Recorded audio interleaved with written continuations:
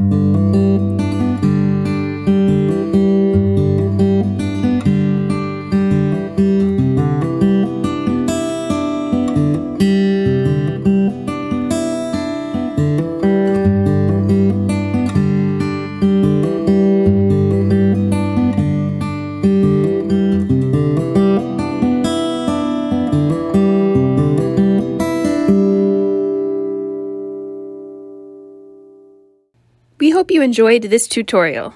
This is a simply lovely craft that is both sophisticated and practical. Stop by the library and pick up your craft kit today. You did a great job. You should be proud of yourself. Goodbye now.